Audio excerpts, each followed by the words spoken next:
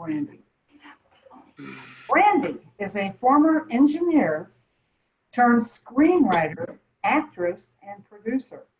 Tonight, Brandi will share how she tapped into her creative side to create a movie. This presentation will be an interactive discussion describing the movie making and screenwriting process, including sharing some clips from her movie. I introduce Brandi. Take it Hi, away. everyone. Whoops, I have no hands. Um, Hi, everyone. My name is Brandi, and I'm from Las Vegas, and I've been a member of Mensa for some 30 years. Uh, Last year, I got laid off from my job at GE. I was setting up hospital systems, and unfortunately, my company, they didn't spend a lot of time on development. So their product wasn't very good, and nobody liked it, and nobody wanted to buy it. And so they had to lay us all off, which was unfortunately a complete surprise to me.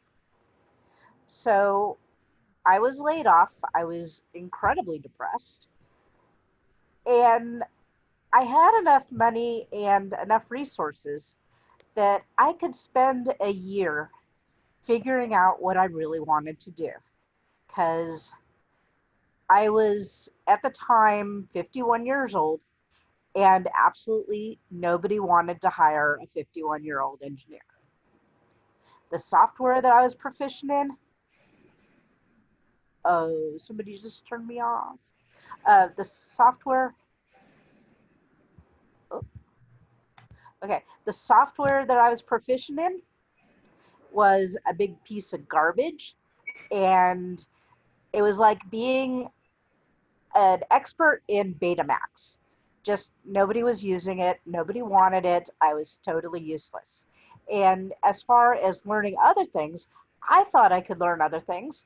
However, the other places that were selling software for hospitals didn't didn't want to train me because I was too old, and they thought I'd be working for a few years and then retiring, which was kind of weird because I certainly didn't have that kind of money. So anyway, because all of my life I had been doing things that made other people happy.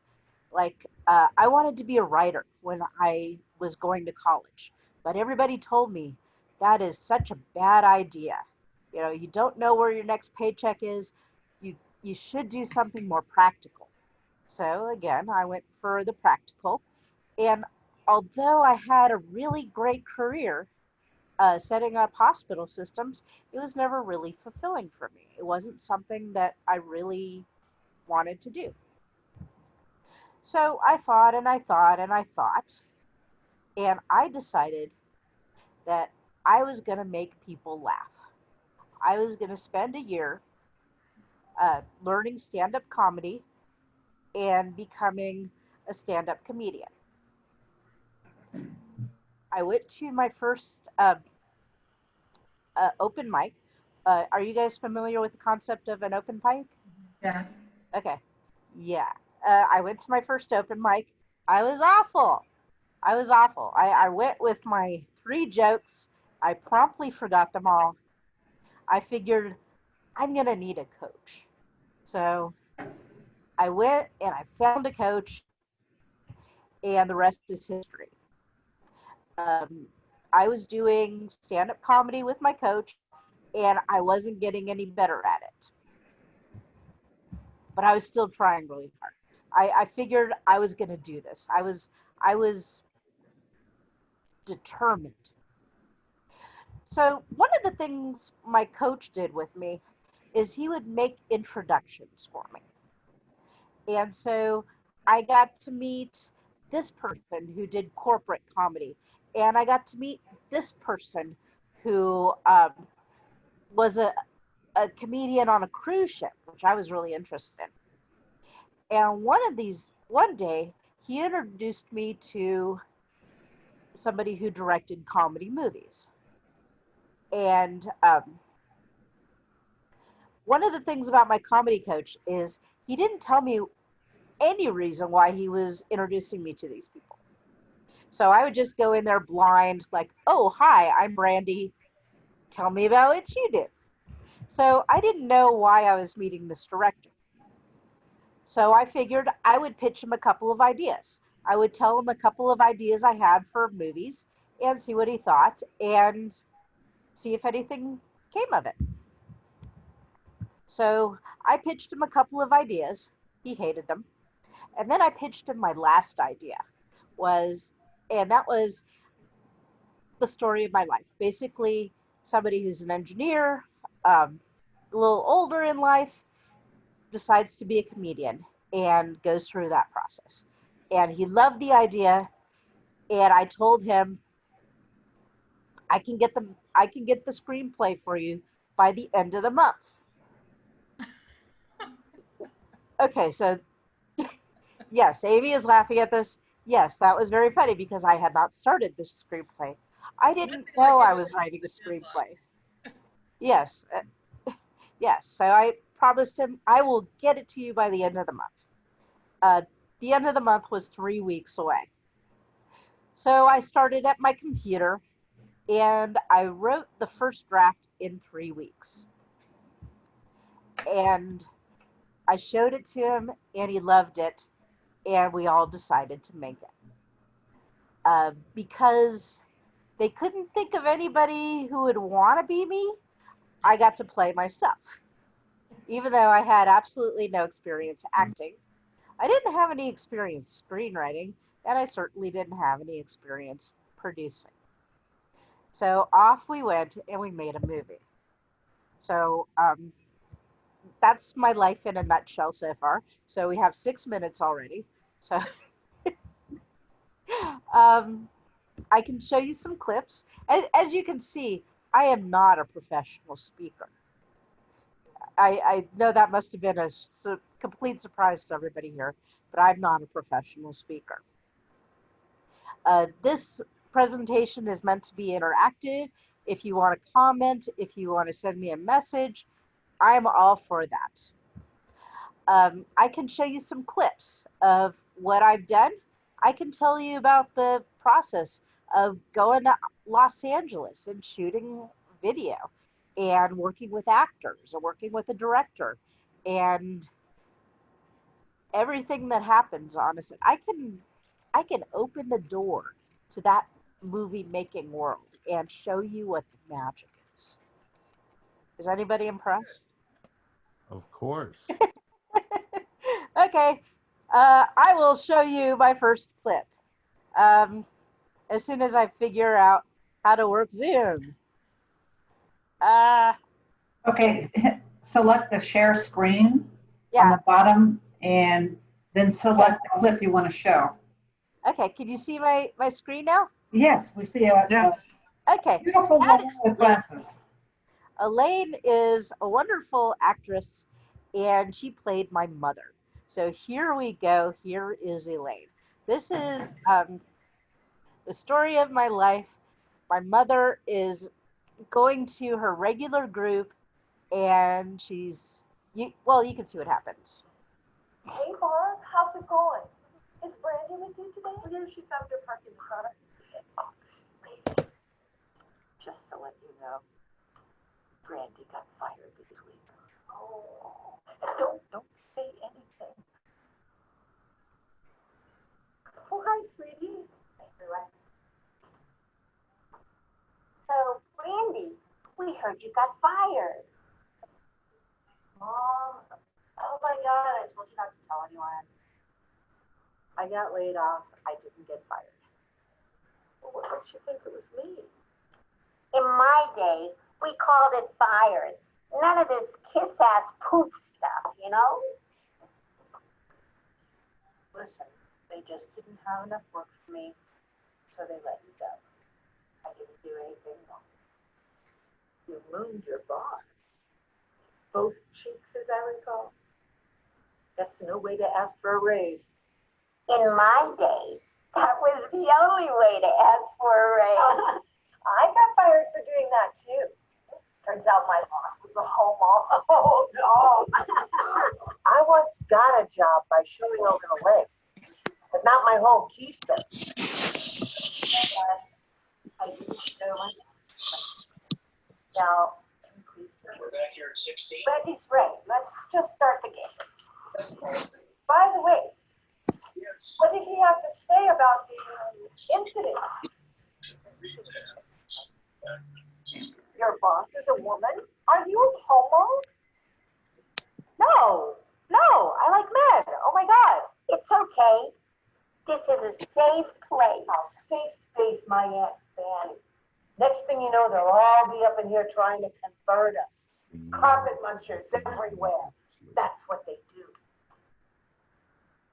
I am not. In Minnesota, we used to have homosexuals there. We called them nuns. I'm still not gay, and if you guys don't quit it, I'm out of here. Young people are so sensitive. You say one wrong thing and they freak out. I think it's something in the water. Okay. I'll see you in the car. Oh, Brandy, come back. Come back. Oh.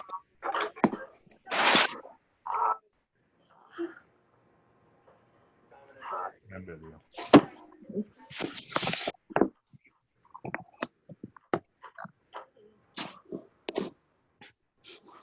Okay, so that's clip number 1. Okay. So As you you're can see, telling us that this is nonfiction? Did you make it It all? was inspired by my. Oh, okay. Yeah, so I got laid off. I couldn't find another job to save my life. And anyway, those 4 wonderful women are my mom's friends in the movie. We have Elaine Partnow, who played my mom. We have Helene Francis. She was the one in the pink hair. I had her wear the wig. I thought that was so adorable. We had Julianne Warren. She was the fashionable one. And we had Amanda Cohen, and they all live in Los Angeles, and they all decided to join us for a day of shooting. So I was so thrilled to have all these ladies there. And the space we were in Los Angeles, one of the reasons why we shot in Los Angeles instead of Las Vegas is Los Angeles has a whole bunch of sets.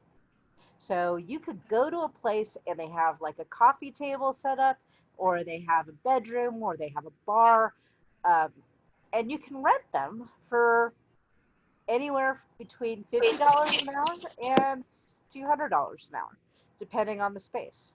So we don't have that here in Las Vegas. If you wanted that kind of scene, you actually had to build it yourself. So that's why I went to Los Angeles. Any questions? How much of that was solidly scripted and how much was improvised? That one was all scripted. I wrote all that. Oh, except in the end of everything after the "be nice to her, she just lost her job." That they just started talking, and it was so funny. We cut out 90% of that. They were just these 4 ladies had never met each other except for that day that we were shooting, and they all got along so well, and they were all so cute and funny together.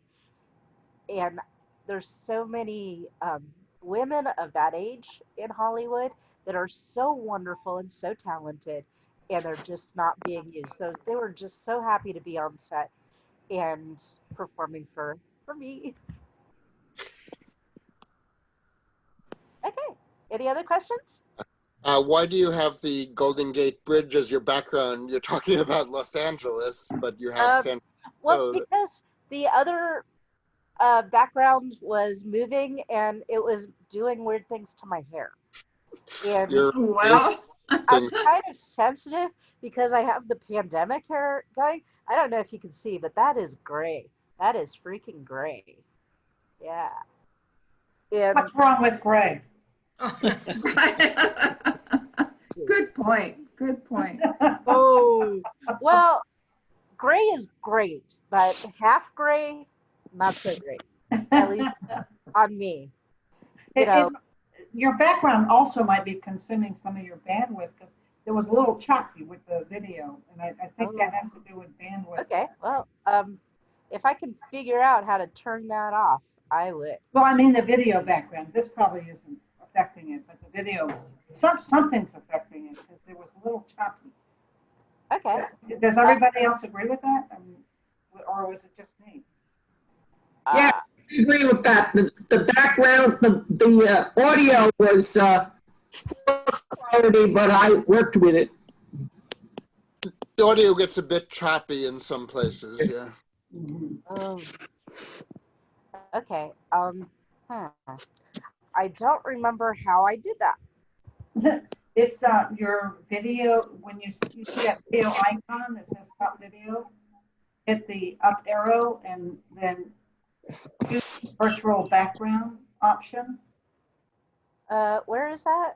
on the bottom left of your screen, the video Oh, sheen icon. oh, got it. Yeah, and then choose virtual background, Oh, okay. How and about then that? the one you choose is none, and then we'll see. But we'll see your background. If you've got anything behind you that you don't want us to see, okay. It's fine. Just, Okay. Okay. See my big orange couch. I don't know if that'll help or not, but there's something interfering with the bandwidth of yours. Okay. Well, I will apologize to everyone for that. No worries. I didn't think you'd want to see my couch. Some of this other stuff here. Hey, at The least Golden Gate Bridge is more of a tourist attraction, but All right. So I am interested in seeing more. Okay, I got another clip. Let me pull that up. Oh, okay, so the second clip. Welcome to the Wow. coffee shop open. Welcome Nope, to the stop coffee that. shop open Ah. mic. Yeah, you start out with share screen. Yeah, well, I had to pull it up first. Oh, okay.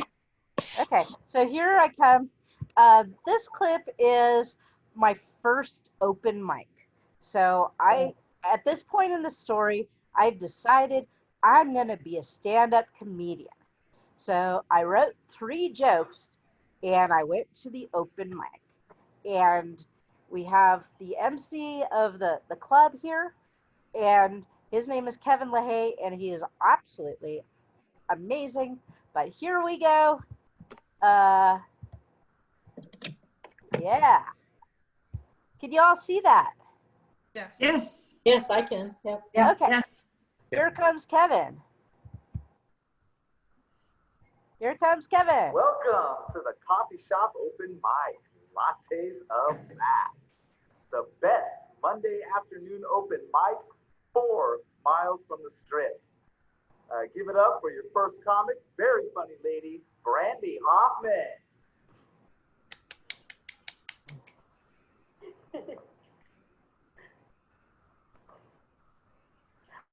Hi everyone, I'm Brandi Hoffman and I'm here to tell you some jokes.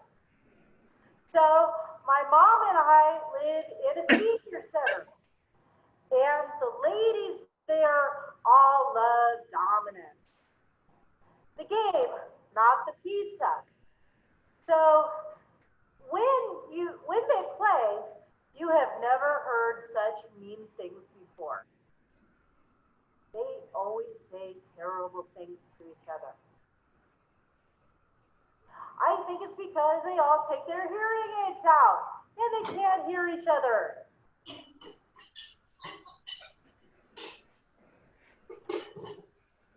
Oh, what a tough audience. And they can't hear each other. Well, it's certainly better than the last time, but it's still not that good. Brandi, your punchlines have no punch. Here's what I think you should do. I want you to write a bunch of punchlines and stick them in your pocket. And when you start your set, you tell the audience that you're trying a little experiment. And then when you begin one of your boring, pointless stories, anyway, every 30 seconds, I want you to pull out one of the punchlines. It'll be improv, meta, cutting edge. I have never seen it done before. So I'll be original.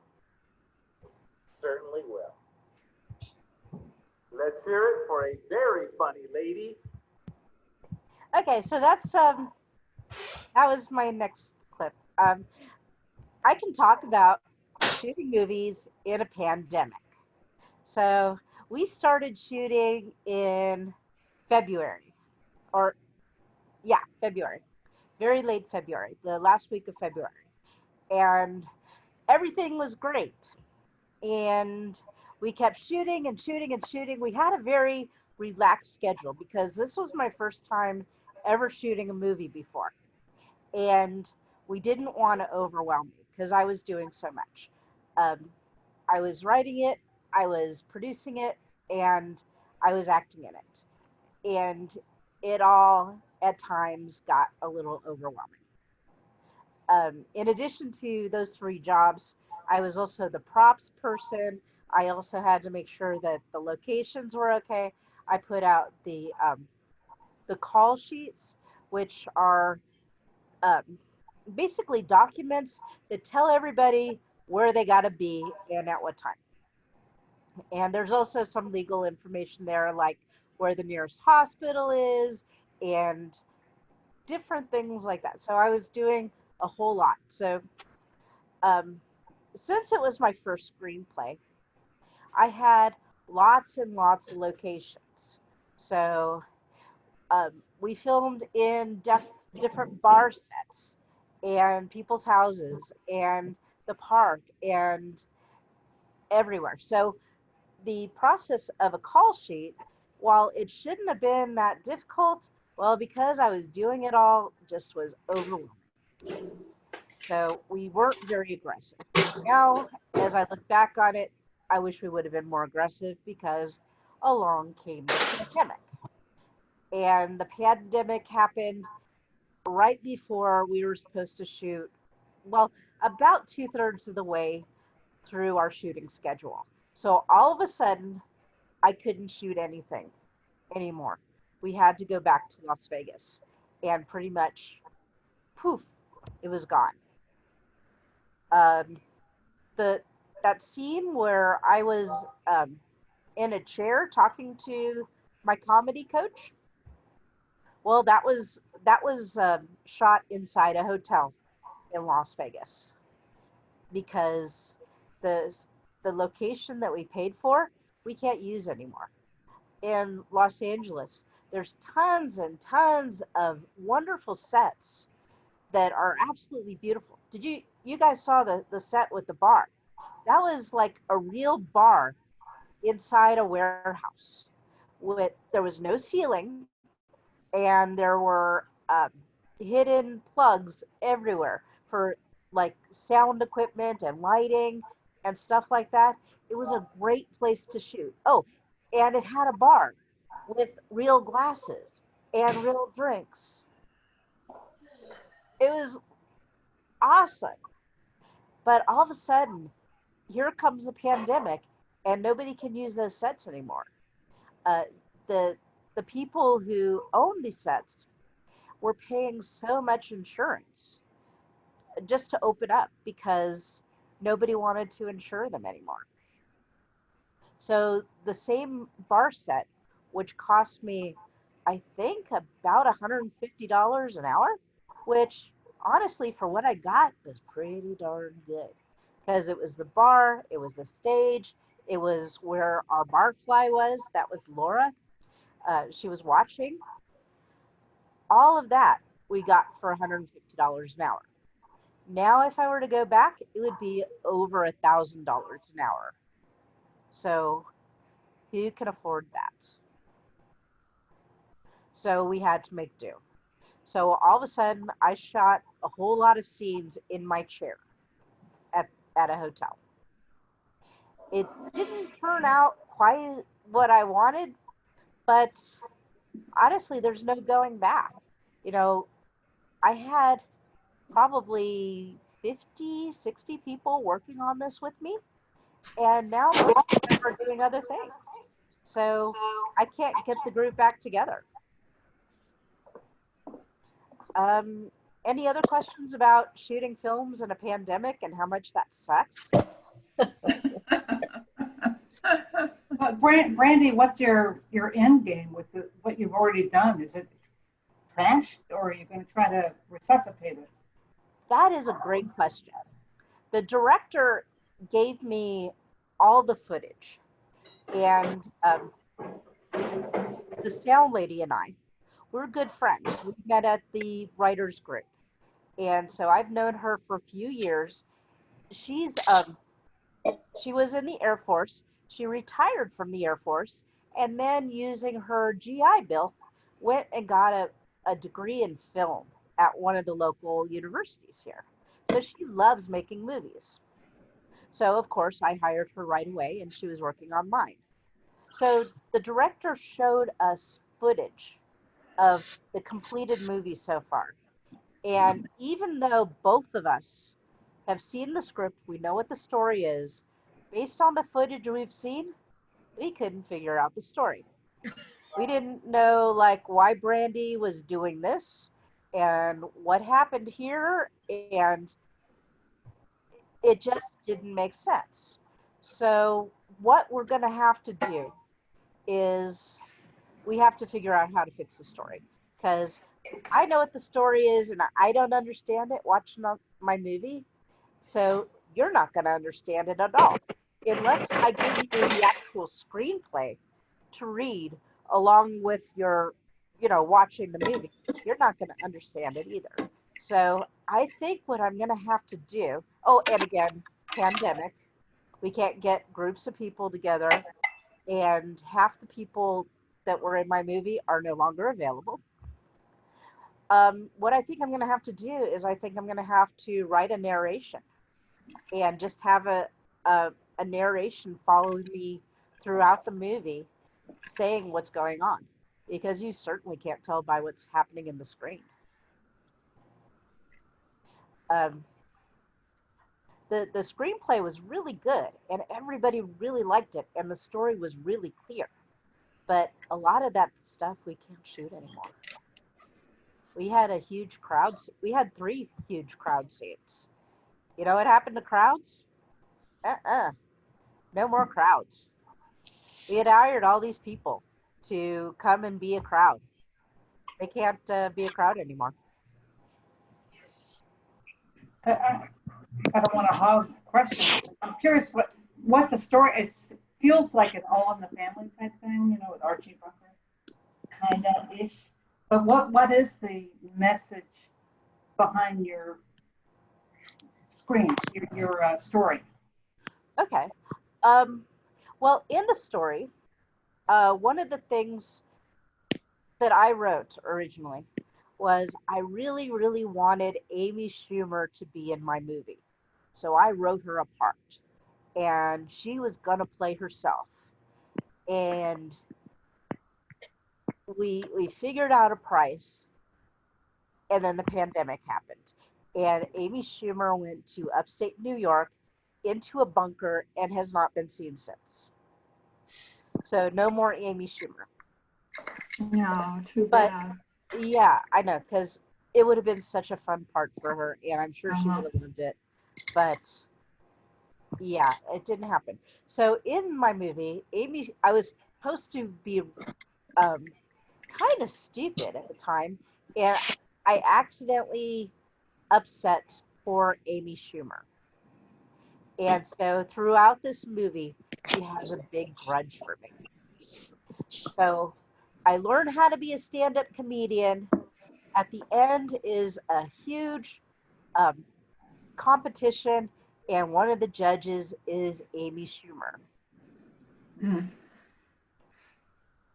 And in the end, she respects me for what I did, yada, yada, yada. She gives me a token of her affection, and then we have a happy ending, a Hollywood happy ending. So we can't have that anymore. So Maybe you should put it on hold for a year. Maybe next year you'd be able to film things and do it right. I would say so, but a lot of the people are no longer available. Like they're not in Los Angeles anymore. Um, they're not acting right now.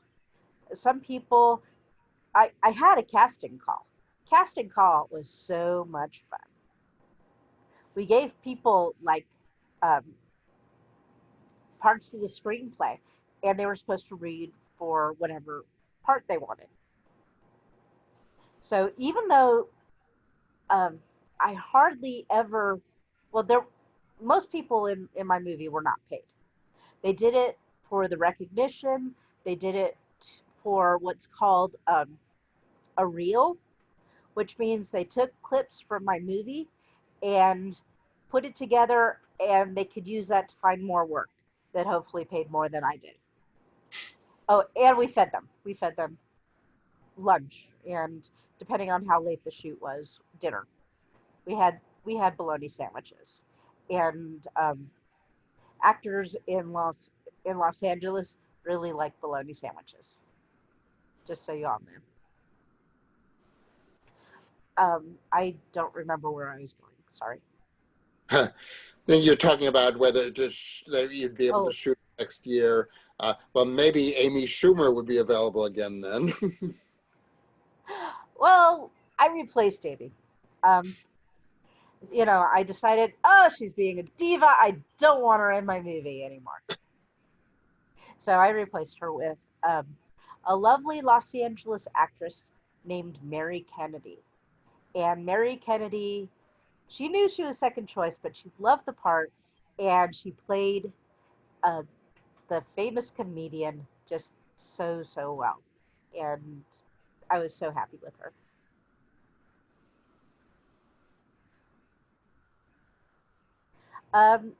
Anybody else have any questions about making movies or filming or like pandemics or anybody? So what are you doing now? What I'm doing now is, well, again, we're in a pandemic. I have discovered that I really like writing.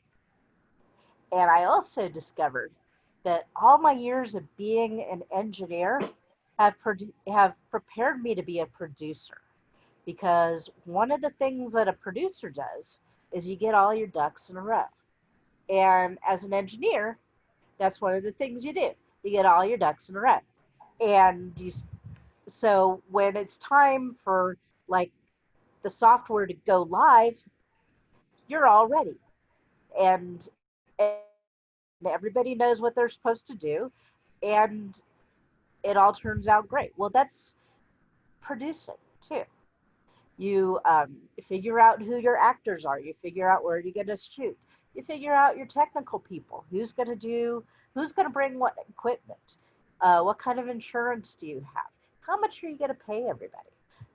It's a big production, but my engineering background has trained me for this. This is what I can do now. And who would have thought? Who would have thought? A year and a half ago, I was an engineer. I was traveling throughout pretty much the United States setting up software systems. And I didn't know how much overlap there would be between that and what I'm doing now, being a producer. Right now, there's a couple of RFPs, requests for proposals, where somebody wants a short film or a commercial or something, and I can give them my ideas because I'm a writer.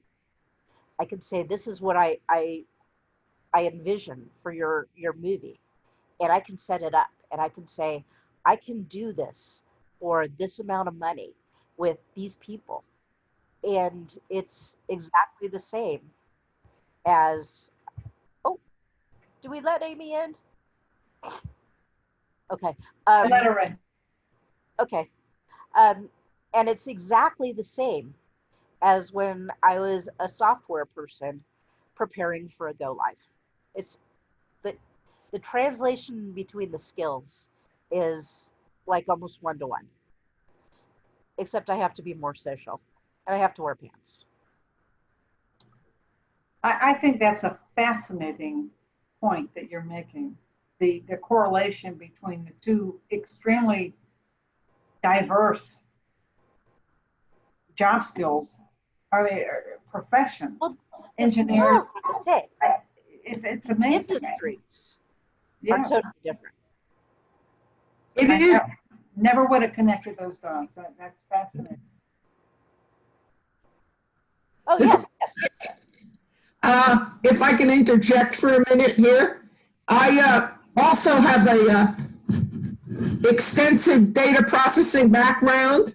I went all the way from a programmer all the way up to systems architect before they offered me early retirement, which I gave them about 45 seconds and said, "You have met my price." And now I'm a minister. Wow. Yes, and I do talks on the healing power of laughter. Wow. Well, I know where you can get a funny movie. What? You know why I can get a funny movie? Well, the thing is, I teach people to create their own humor. Oh, okay. And I teach them about the proper way of telling a joke so they don't step on their punch word. Because people have always been told not to step on their punchline, but they screw up the punchline and they step on their punch word and they lose a lot of their laugh. So I tell them the classic joke of the guy whose car breaks down in front of a bar. So he goes into the bar to make a call to get someone to come and check on his car. And he's sitting there drinking a Coke. And here's this disembodied voice, because there's nobody else in there, saying, "Nice shoes." Okay? So he wonders about that for a minute or two. And then the voice says, "I really like your haircut. Very attractive on you." Uh-oh. And then another minutes, and he goes, "Where did you get that shirt? I would like to get a shirt like that." And the bartender, "I keep hearing these strange voices." And the bartender says, "Well, they're only saying nice things, aren't they?" And he says, "Yes." And he says, "It's the peanuts. They're complimentary." Oh! Okay. Now, when people tell the joke, they say, "It's the complimentary peanuts." And people go, "So?" You have to say, "It's the peanuts," and then why everybody is wondering, why is it the peanuts, and they built themselves up, and you say, "They're complimentary," then it's funny. Yes. Yeah, that's a good joke. It's got a great punchline, and you told it well. Oh, and I do want to say that throughout the movie, I do more and more open mics, and I get better. So this was one of my earlier open mics where I'm not very good, and it's my first attempt at a punchline. And I've discovered this great new comedy show that's on about 6 or 8 times a day on this comedy channel that I didn't even know I had. And the name of the show is Funny You Should Ask. Have you ever seen that? Yeah. Well, we've done the radio show. Mm-hmm. Okay. Somebody else's turn to talk now. So you say we've done that radio show. Who's we? You join with other people to do that? Oh, no. My boyfriend and I. Oh, okay. So what exactly are you doing now for a living since you got laid off from the engineering? Well, I'm still living off of, well, before I got laid off, I was this close to buying a house.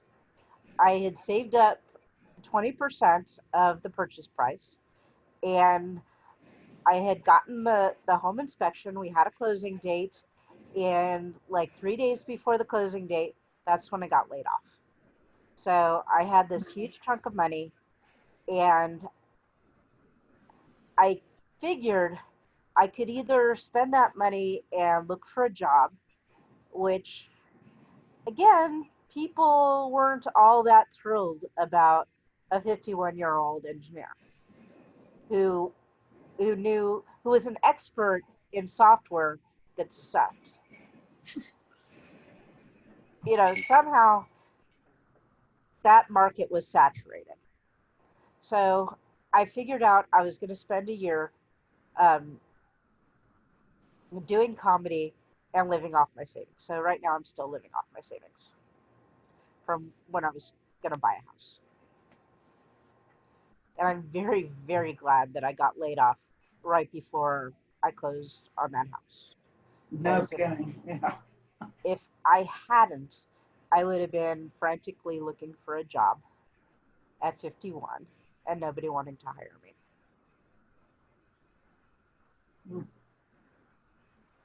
Okay, so that part wasn't so funny. I'm just curious because you pivoted so extremely from engineer to film producer / comedian, etc. Personally, I'm an operations kind of person. I've always wanted to be a comedian, so that intrigued me, your whole story and how you transitioned. And so I find it very interesting what you're doing. Well, thank you. Thank you. I think one of the lessons that I would like everybody here to take away is to not limit yourself. To, when a door closes, look around, see what doors are open, because you have other skills and a lot of things transfer. We're Mensons. We can do pretty much anything we want. Has everybody figured this out? We're smart enough to do pretty much anything that we want to do. And I think it's up to us to figure out what that's going to be. The old saying is, if you're so smart, why aren't you rich? Well, the old saying would assume that that's my ultimate goal in life. And I don't think that's necessarily the case. I think it's better if you're smart enough to be able to do what you want, to be able to have happiness in what you're doing. Being rich isn't as important as having your life full. Yeah. Yes, we have a saying, do what you love, the money will follow. Maybe. Maybe. Oh, it will. It may not come from the direction you expect, but it will follow. But certainly happiness will follow. Yeah, and to me, that's more important than a whole lot of money. Mm-hmm. I could have done other things that would have made me a whole lot more money. I could have gone into project management, or there's ways an engineer can make a lot of money. But that just wasn't that interesting to me. I didn't want to be on my deathbed one day saying, I wish I had done this interesting thing instead of making lots of money. I wonder whether Mensons are more likely to take a chance on following something that they want to do, or whether they are conservative. I think Mensons are more likely to take a chance and hope that they will find, yes, I think so. You may think you're trying to go like this, like this, like this, but it may be that as you're going like this, suddenly you find this is the way you'd rather go instead. And having the presence of mind to follow a direction you may not have expected, but finding that it's satisfying to you whether or not it's very remunerative. Excellent, but Amy, I agree. I agree. And I think we also have the intellectual curiosity to let our brains take us in 20 different directions. Mhm. Yes, And I I think agree. that's universal with Mensons. We have that curiosity to jump into that wormhole or rabbit hole, worms. I'd rather be a rabbit than a worm, I think. So jump into that rabbit hole to whatever that shiny thing is that caught our attention and follow it wherever we want. So that's one of the great things about being in Mensa and being in company of like-minded individuals who are following their dreams, who are not taking the path that everybody else takes. I think that's Yeah. a wonderful benefit to this organization. Yes. I think, Brandi, what you've done for me is open up my mind to marrying skill sets from extremely diverse occupations, engineer to producing movies. I never would have connected those two dots. And you clarified the reason why they can be connected, and I appreciate that. Oh, yeah. Well, if I have done that for you, that is my gift for you. I'm very happy to hear that.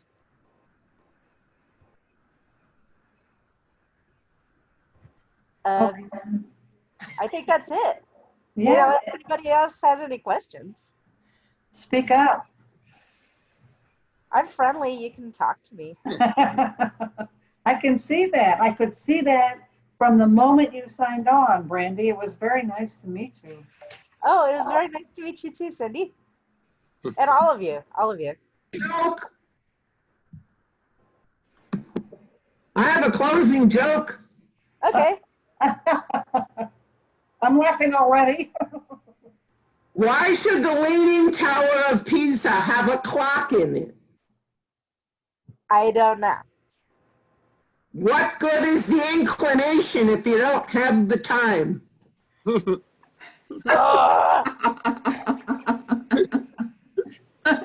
I think that's how we should end today's presentation. Everybody else agree? Oh, Brandi, thank you so much for being a guest presenter for our group. We really appreciate you taking the time to grace us with your presence and your presentation. Thank you so much. And I will add you to our email list so that as we develop more and more monthly presentations, you're more than welcome to join us. Okay, great. Thank you very much. It's been a pleasure meeting you all. As the president of Palm Beach Mensa, thank you very much. I enjoyed that. Yes. And I wrote in the chat, are you going to be releasing a memoir about this? Well, hopefully the movie is my memoir. Okay. Okay. I look forward to seeing it. The movie was like assuming I was good at comedy and I got better. That's And the way. Brandi, I will be saving this, and I'll share you a link to the saved video presentation, and we will post it on our Palm Beach Mensa website if you don't mind. That's awesome. Thank Give you. us a little tiny write-up for the newsletter for next month. Me? Sure. Oh, if you could, that would be even better. I need it pretty soon, though. I'm just a couple days from when when the supposed deadline is at the end of the day on the 20th, although usually I get a little more flexible than that. But certainly by a week from now, I'm going to be wanting to be about finished with it. And I'm getting a little tight on space too. It'll please everyone that I'm probably not going to rant this time because I don't have any space for it, because I actually have other material, assuming everything comes in like it's supposed to, like there's supposed to be a gifted children column taking up a whole page, but although I haven't heard from her about it yet, so I always have to plan for possibly having something not show up and suddenly having to fill another page with it. It's always unpredictable until it finally comes together. And Dan always likes to have material on hand. So if you want to do a comedy column, send it in from time to time. Yeah. Yeah, and if not any pictures, I'm running out of them, and I always usually have a bunch on the back page. And if I don't have any, I have to go digging up like from my European trips years ago or something. But it's always better if I have something new. Don't feel obligated, please. You're a guest speaker. We really appreciate you taking the time to help us. I'm going to save this video and it will be made available to all of our members. I think the people that weren't here tonight did miss out. Yes, we really appreciate you taking. Thank you, Brandi. Thank And you. Brandi, Thank it was you. very nice to meet you tonight. It was very great meeting you guys too. Okay, take care. Okay. Thank Bye-bye. you.